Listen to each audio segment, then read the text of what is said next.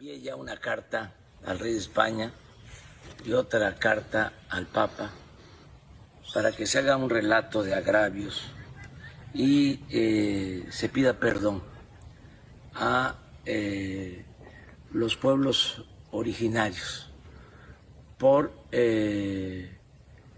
las violaciones a lo que ahora se conoce como derechos humanos. Hubieron matanzas, imposiciones, la llamada conquista. Pedir perdón por un acontecimiento histórico que no tiene ni que ver con el México actual, ni con la España actual.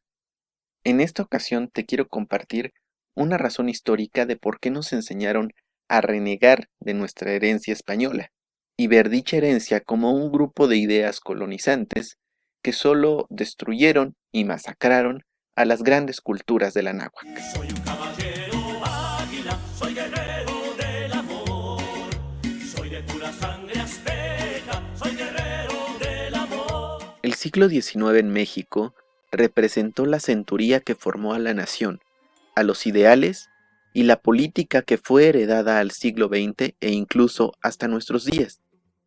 Aunque la primera mitad del siglo, para algunos, puede resultar un tanto caótica, en cuanto a que es hasta 1821 en que México obtiene su independencia, los primeros años son de una monarquía a cargo de Agustín de Iturbide, y en 1823 se instaura la República Federal con el primer presidente Guadalupe Victoria.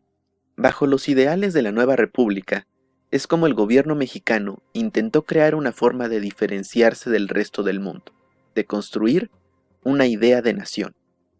Para lograr tal objetivo, se decidió desprenderse de aquello que estuviera relacionado con el régimen anterior, lo español.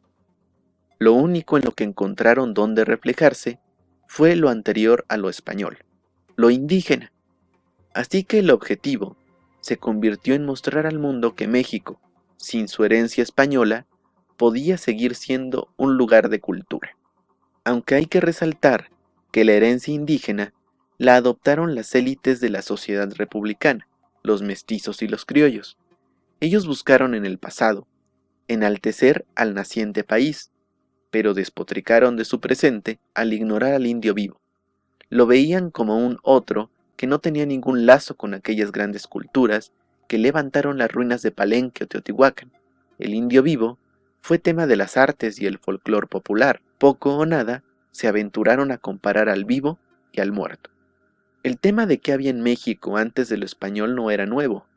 En 1790 se habían encontrado la Piedra del Sol, la Coatlicue y la Piedra de Tizoc. Las tres grandes esculturas llamaron la atención de los eruditos novohispanos. Sin embargo, una vez que los indios comenzaron a llevar ofrendas a la Coatlicue, dicha escultura fue cambiada de lugar, ya que los tres monolitos se encontraron por un periodo en la Plaza Mayor, pero ante tal escenario, se decidió solo dejar a un costado de la catedral la Piedra del Sol. Por otro lado, los eruditos europeos se interesaron en México a raíz principalmente de los viajes de Alexander Humboldt. Dicho viajero y naturalista se interesó por recorrer el país describiendo y pintando la naturaleza y la cultura que se encontró en México. A raíz de estos dos acontecimientos, la nueva élite social de México debía identificarse con algo, y ese algo no tenía que ser el español. Es por eso que entre estas soluciones de forma empírica en el mundo real, se creó el Museo Nacional de México, el cual comenzó a resguardar colecciones naturalistas y de antigüedades del pasado mexicano, pero ese pasado siempre anterior a 1521, la conquista.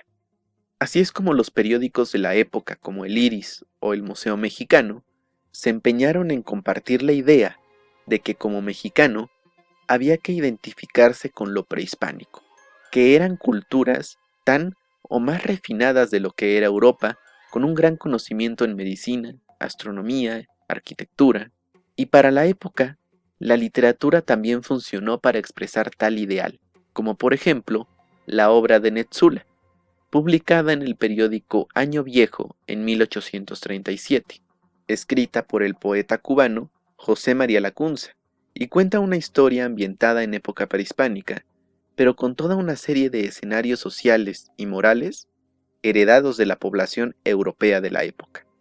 Así fue como se decidió que lo prehispánico sería lo que sostendría el sentido nacionalista del mexicano. Dicho nacionalismo fue expresado en las exposiciones universales del siglo XIX, mostrando a México como un país rico cultural y naturalmente. De igual forma, los estudios de la época de investigadores como Alfredo Chavero ofrecieron una visión histórica enfocada en la época prehispánica con fines educativos para toda la sociedad mexicana, y el objetivo era deslindarse de lo que a simple vista asociara a México con España.